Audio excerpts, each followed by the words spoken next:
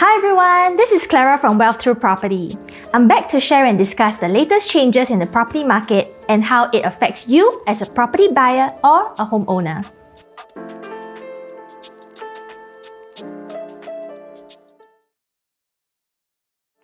On 15 December 2021, the government announced new cooling measures which included a tighter Total Debt Servicing Ratio threshold, also known as TDSR, and an additional buyer's stamp duty hike, also known as ABSD.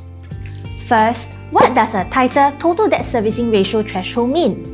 Before, the portion of a borrower's gross monthly income that goes towards repaying the monthly debt obligations was less than or equal to 60%. After the new measures, it was reduced to 55%. In simple terms, your total debts, which includes your home loan, cannot be more than 55% of your gross monthly income.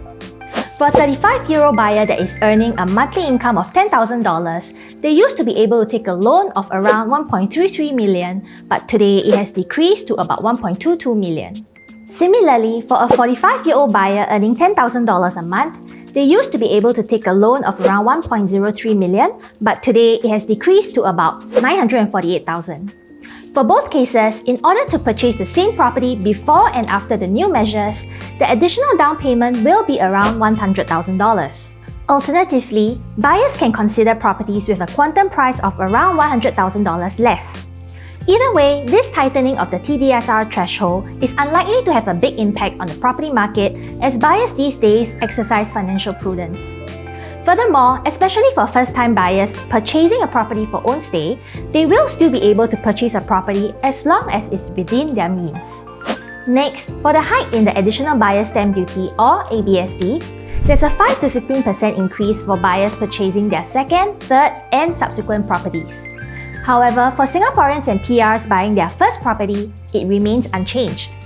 As this group of buyers accounts for the majority of the market transactions, this recent ABSD hike will also have little impact on the property market. Lastly, on 18 February this year, our Minister for Finance announced in the budget statement that property tax rates will be increased, with more significant hikes for high-end properties. Property tax rates are calculated based on a property's annual value, which is the estimated gross annual rent of the property if it were to be rented out, and is determined based on estimated market rentals of comparable properties. The property tax rates for owner-occupied homes of annual value more than $30,000 will be increased from 4% to 16% presently to 6% to 32%. This will only impact the top 7% of all owner-occupied homes in Singapore, according to the Ministry of Finance. Many households that are living in HDB flats or private properties in the suburban areas, whose annual value is $30,000 or below, will not be affected by the change. For an owner-occupied condo in a central location with an annual value of $40,000, they will see a final tax increase of nearly $200 in 2024 as the property tax payable rises from the present $1,280 to $1,480. A homeowner who is living in a large landed property, however, will have to fork out more on property tax after the revision, with tax payable rising from the current $2,780 to $3,930 in 2023 and to $5,080 in 2024. Meanwhile, property tax rates for non-owner-occupied residential properties, which include investment properties, will also be raised from 10 to 20% currently to 12 to 36%. For a non-owner-occupied condo in a central location, the property tax payable for a unit with annual value of $40,000 will climb from the existing $4,200 to $4,900 in 2023 and to $5,600 in 2024, which is an increment of $1,400 a year or $116 a month on an investment property which could appreciate in value by more than $30,000 annually.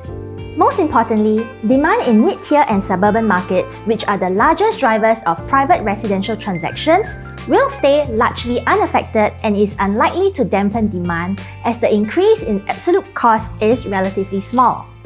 Alright, I've come to the end of my video today.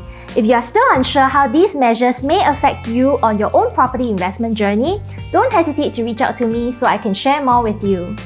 If you enjoyed this video, don't forget to like and subscribe and share it with your friends. I'm Clara from Well Through Property. I'll see you in my next video. Bye!